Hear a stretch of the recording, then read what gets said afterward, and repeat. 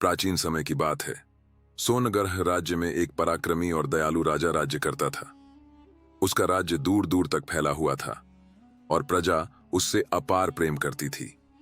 राजा न्यायप्रिय और धार्मिक प्रवृत्ति के थे, हमेशा प्रजा की भलाई के लिए कार्य करते। परंतु राजा की एक ही चिंता थी, उन्हें कोई संतान नहीं थी। संतान की प्राप्ति के लिए उन्होंने 6 विवाह किए, परंतु किसी भी रानी से उन्हें संतान सुख नहीं मिला। राजा ने अनेक यज्ञ, अनुष्ठान और दान पुण्य किए, संत महात्माओं की सेवा की, पर भाग्य अब तक उनके पक्ष में नहीं आया। समय बीतने के साथ राजा की निराशा बढ़ती जा रही थी और उनका मन दुख से भर गया था। राजा का दुख केवल उनका नहीं था, पूरी प्रजा उनके लिए व्याकुल थी। सभी देवी देवताओं से प्रार्थना करते कि उन्हें एक उत्तराधिकारी मिले जो भविष्य में राज्य संभाले। एक दिन राजा अपने सैनिकों के साथ शिकार के लिए जंगल गए। शिकार करते हुए वे एक तेज हिरण का पीछा करने लगे। हिरण को पकड़ने की कोशिश में वे जंगल में बहुत दूर निकल गए, परंतु हिरण मिल नहीं पाया। वह हिरण न जाने कहां छुप गया था। राजा काफी देर तक हिरण को जंगल में इधर उधर ढूंढते रहे, लेकिन वह हिरण उन्हें कहीं नहीं मिला। काफी देर तक इस प्रकार घूमते घूमते राजा को प्यास लग गई थी। राजा अपने रास्ते से भी भटक चुके थे, फिर भी वह घोड़ा लेकर आगे बढ़े जा रहे थे। चारों दिशाओं में घनघोर जंगल ही जंगल था। अचानक उन्हें कहीं से खल खल की आवाज सुनाई पड़ी। राजा ने सोचा कि लगता है शायद इधर कोई झरना है। झरने की आवाज सुनते सुनते राजा उसी आवाज की दिशा में चलने लगे। कुछ दूर आगे जाने के बाद राजा को वह झरना दिखाई दे गया। झरने के पास राजा अपने घोड़े से नीचे उतरे और जैसे ही वह पानी पीने लगे, अचानक उन्हें वहां एक आवाज सुनाई दी। आप कौन हैं? क्या आपको दिखाई नहीं देता कि मैं यहां नहा रही हूं? आप यहां कैसे आ गए? राजा ने चौंक कर पीछे मुड़कर देखा। सचमुच अपनी प्यास के आगे उन्हें कुछ दिखाई नहीं दिया कि एक लड़की झरने में नहा रही थी। उन्होंने जब ध्यान देकर देखा तो जल्दी से अपनी आंखें दूसरी तरफ फेर लीं और कहा, मुझे बहुत प्यास लगी थी, इसलिए मैं पानी पीने आ गया। मुझे क्षमा करें। मैंने आपको नहीं देखा। यदि आप बुरा नहीं माने तो मैं पानी पी लूं और फिर मैं यहां से चला जाऊंगा। वैसे भी मैं रास्ता भटक गया हूं। आप कौन हैं और इस घने जंगल में अकेली कैसे हैं? राजा के प्रश्न का उत्तर देते हुए वह लड़की कहने लगी, हे राजन, मैं यहीं पास के गांव में रहती हूं। रोज यहां आती हूं और इसी झरने में स्नान करती हूं। यह झरना और नदी जंगल के बीच में है, इसलिए यहां कभी कोई नहीं आता है। मैं तो निश्चिंत होकर नहा रही थी। मुझे नहीं पता था कि आप यहां आ जाएंगे। आप मेरी तरफ पीट करके पानी पी लीजिए और थोड़ी देर उधर रुक जाइए। थोड़ी देर में मैं आपको रास्ता बता दूंगी। फिर तो राजा पानी पीकर वहां से थोड़ा हट गया। उधर वह लड़की जल्दी जल्दी स्नान कर एक बड़ी चट्टान के पीछे जाकर कपड़े बदलने लगी। कुछ ही पलों में वह बाहर निकली और राजा के पास आकर बोली, महाराज, यदि आपको और जल चाहिए तो ले लीजिए। राजा मुस्कुराते हुए बोले, नहीं, मैंने पर्याप्त जल ग्रहण कर लिया है। लेकिन तुम कौन हो? अपना परिचय दो और मेरी सहायता करो। लड़की बोली, मैंने अपने घर ले जाने के लिए कुछ फल एकत्र किए थे। यदि आपको भूख लगी हो तो इन्हें ग्रहण कर सकते हैं। क्या आप इन्हें खाना चाहेंगे? राजा ने उत्तर देने से पहले ही लड़की ने टोकरी से फल निकालकर उन्हें झरने के पानी से धोकर राजा के सामने रख दिया। राजा उसे देखता ही रह गया, जैसे कोई अनोखी चीज देख रहा हो। उसने एक फल उठाया और लड़की से पूछा, क्या तुम भी खाओगी? लड़की मुस्कुराकर बोली, नहीं महाराज, आप मेरे अतिथि हैं, पहले आप खाइए। राजा फल खाते हुए बोले, तुमने अपने बारे में तो सब कुछ बता दिया, अब मैं तुम्हारे बारे में भी अधिक जानना चाहता हूं। लड़की बोली, मेरा नाम रूपा है। मैं पास के गांव उदयपुर में रहती हूं। मेरी मां के अलावा मेरा इस संसार में और कोई नहीं है। हम जंगल से फल और लकड़ियां इकट्ठा कर बाजार में बेचते हैं, जिससे हमारा गुजारा चलता है। हमारे पास थोड़ी सी जमीन है जहां हम कुछ अनाज और सब्जियां उगाते हैं। फिर वह राजा की ओर देखते हुए बोली, मैंने अपने बारे में बता दिया, अब आप भी बताइए कि आप कौन हैं। राजा ने क्षण भर सोचा और फिर मुस्कुराकर बोले, हे बालिका, जब अगली बार मिलने आऊंगा तब बताऊंगा। इसके बाद रूपा ने राजा को रास्ता बता दिया। राजा अपनी राजधानी जाने से पहले रूपा से कहने लगा, रूपा, तुमने यह तो बताया ही नहीं कि मैं तुम्हें दोबारा कहां मिल सकता हूं। रूपा कहने लगी, आप मुझसे क्यों मिलना चाहते हैं? राजा कहने लगा, बस तुम्हें देखकर तुमसे बातें करने की इच्छा होती है। इसके बाद रूपा हंसते हुए बोली, मैंने आपको बताया तो था कि मैं रोज यहाँ आती हूँ। सुबह लकड़ियां ले जाकर माँ को दे देती हूँ, फिर फल लेकर जाती हूँ। उसके बाद खाना खाकर हम सब्जी और फल बेचने के लिए बाजार जाते हैं। मैं आपको रोज इसी समय यहाँ मिलूंगी, या फिर यदि आप चाहे तो आप मेरे गांव में भी आ सकते हैं। उसके बाद राजा राजधानी आ गया मित्रों। लेकिन राजा तो रूपा पर मोहित हो गया था, इसलिए वह बेचैन रहने लगा। उसे बार बार रूपा से मिलने की इच्छा होती। वह समझ नहीं पा रहा था कि छह छह रानियों के रहते हुए भी उसका दिल रूपा की ओर क्यों खींचा चला जा रहा है। यह सब उसके लिए सहन करना कठिन हो गया था। तब उसने जंगल में घटी यह सारी बातें अपने मंत्री को राज दरबार में बैठकर बताई। मंत्री जी ने कहा, महाराज, यदि बात ऐसी है तो आप उस लड़की से विवाह कर लीजिए।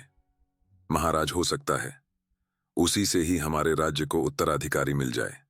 मंत्री का यह सुझाव सुनने के बाद अगले ही दिन अपने मंत्री को साथ लेकर रूपा से मिलने के लिए चल पड़ा। काफी देर चलते चलते जंगल से गुजरते हुए वह सीधा झरने के पास पहुंचकर उसने रूपा को आवाज दी। रूपा झरने पर नहीं थी। कई बार आवाज देने के बाद वह वहीं रुक गए। राजा ने कुछ देर तक प्रतीक्षा की, फिर मंत्री की ओर देखते हुए बोले, रूपा अब तक आई क्यों नहीं? उसने तो कहा था कि वह प्रतिदिन झरने के पास आती है। मंत्री ने सुझाव दिया, महाराज, क्यों ना हम स्वयं उसके गांव चलकर देख लें।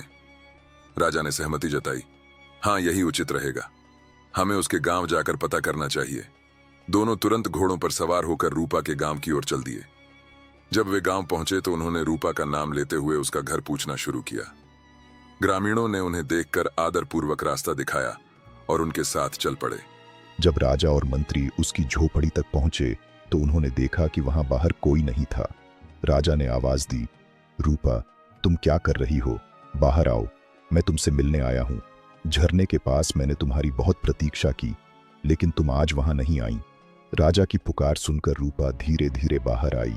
उसकी आंखों में आंसू थे। राजा ने चिंतित होकर पूछा, रूपा, क्या हुआ? तुम रो क्यों रही हो? इतने में गांव के लोग भी वहां एकत्रित हो गए। एक बुजुर्ग ग्रामीण आगे बढ़कर बोला, बाबूजी, इसकी मां ही इसका एकमात्र सहारा थी, लेकिन कुछ दिन पहले एक सांप ने उसे डस लिया और वह नहीं रही। अब यह बेचारी अकेली रह गई है। ऐसे में इसके आंसू कैसे न बहें? राजा और मंत्री स्तब्ध रह गए। मंत्री ने राजा का परिचय ग्रामीणों से कराया। राजा को देखकर गांव में हलचल मच गई और सभी ने उनका भव्य स्वागत किया। राजा ने गांव के मुखिया से कहा, मैं रूपा से विवाह करना चाहता हूं, क्या आपको कोई आपत्ति है? मुखिया ने मुस्कुराकर उत्तर दिया, राजन, हमारी बेटी यदि रानी बनेगी तो इससे बड़ा सौभाग्य और क्या हो सकता है। हमारा पूरा गांव आपकी ससुराल कहलाएगा। यह हमारे लिए गर्व की बात है।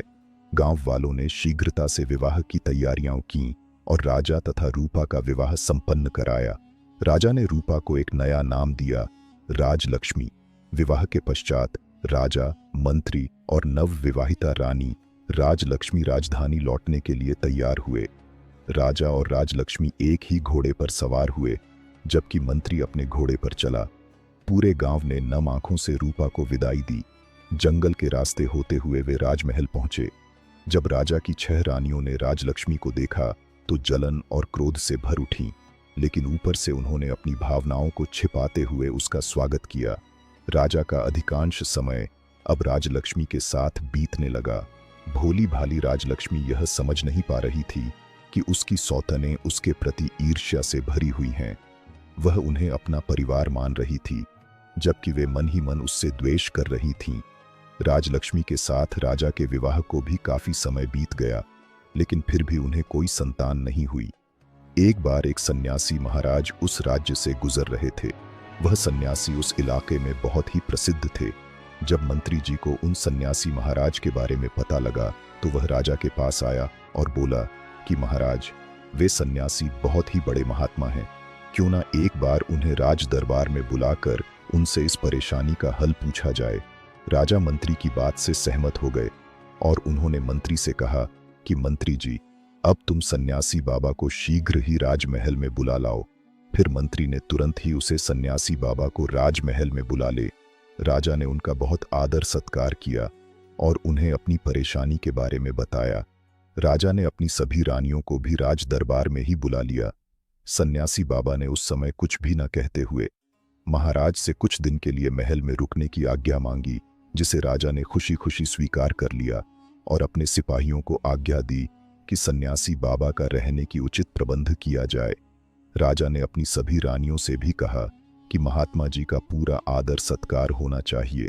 बड़ी 6 रानियों ने सन्यासी बाबा के फटे पुराने कपड़े देखे तो उन्हें अच्छा नहीं लगा।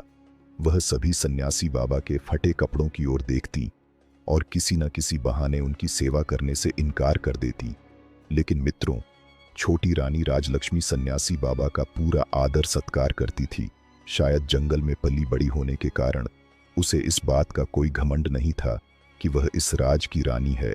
उसने मन लगाकर महात्मा की सेवा की। कुछ दिनों बाद महात्मा जाने के लिए तैयार हो गए। जाने से पहले उन्होंने सभी को आशीर्वाद दिया। अंत में सबसे छोटी रानी राजलक्ष्मी को अपने पास बुलाया और प्रेम पूर्वक कहा, बेटी, तुमने मेरी बहुत सेवा की है, मेरा बहुत ध्यान रखा है। बहुत जल्द ही तुम्हें संतान की प्राप्ति होगी और इस महल में बच्चों की किलकारियां गूंजेंगी। राजा और राजलक्ष्मी यह सुनकर अत्यंत प्रसन्न हो गए।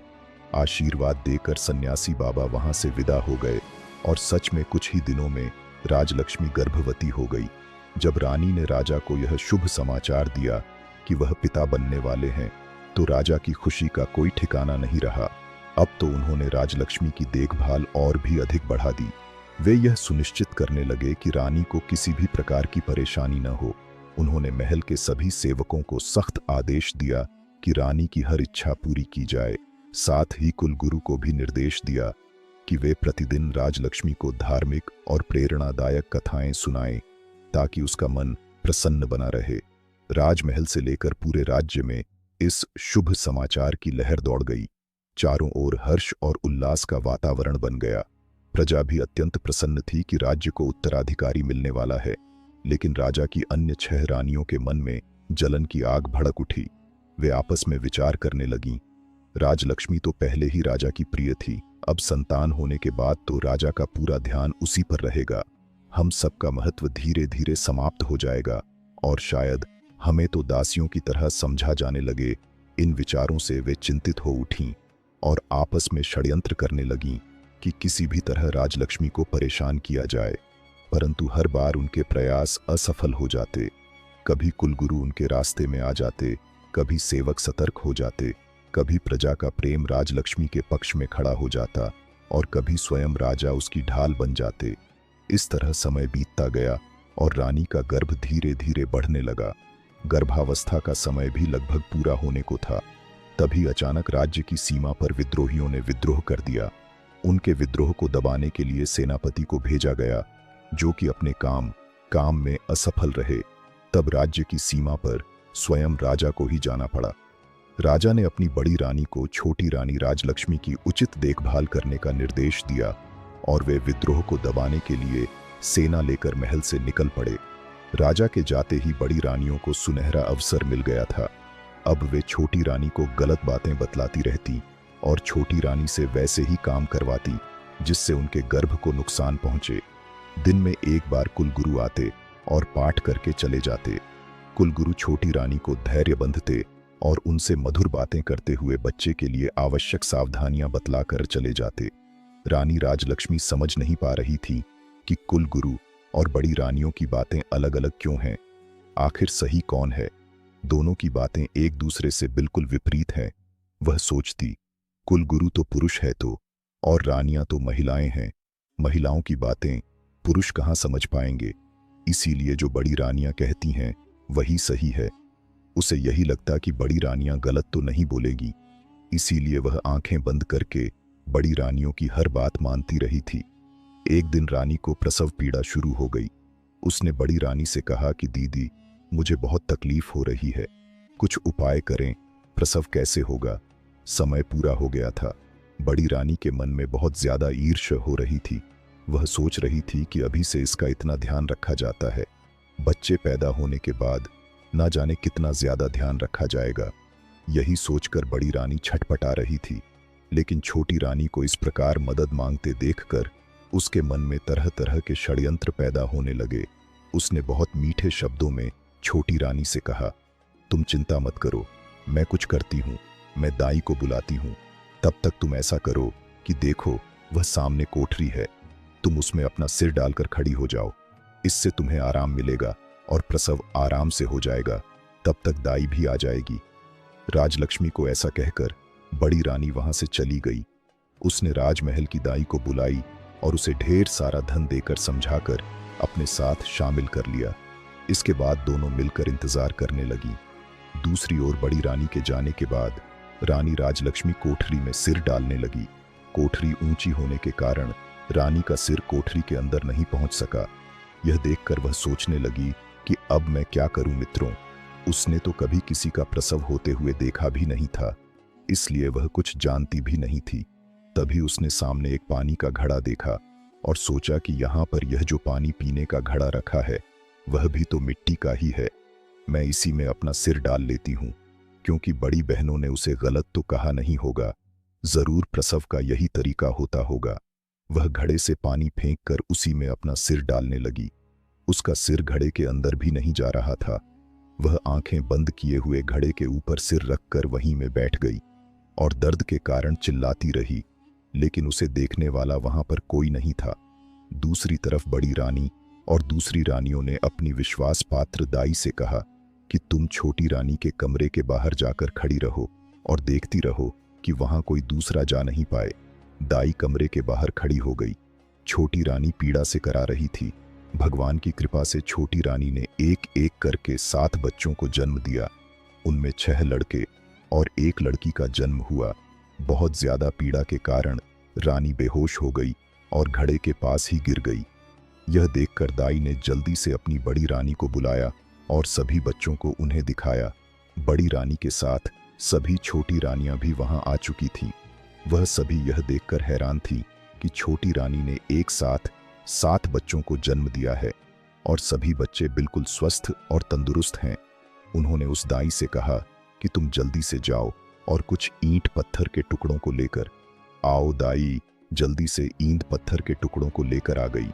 उसके बाद बड़ी रानी ने दाई से कहा कि तुम यहाँ से इन सभी बच्चों को ले जाओ और जंगल में ले जाकर इन्हें मारकर जमीन के नीचे दफन कर देना। हमने जो तुमसे सोने और चांदी के सिक्के देने का वादा किया है वह बहुत जल्दी ही तुम्हें मिल जाएंगे। अब तो दाई बहुत खुश हो गई और वह सभी बच्चों को लेकर वहां से चली गई।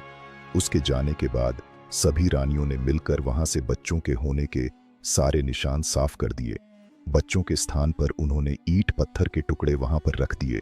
घड़े को तोड़कर उसके टुकड़े भी वहां पर छोड़ दिए और इसके बाद सभी रानियां अपने कमरे में आ गईं। थोड़ी देर बाद ही दाई वापस वहां उनके पास पहुंच गई। बड़ी रानी ने उससे पूछा, क्या हुआ?